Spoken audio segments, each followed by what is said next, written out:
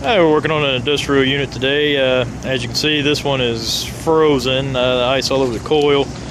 Getting ready to take it apart and see what's going on with it. It's running, but sounds like it could be a couple things.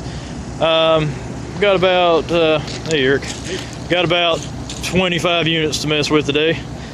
We are a industrial and commercial maintenance contractor.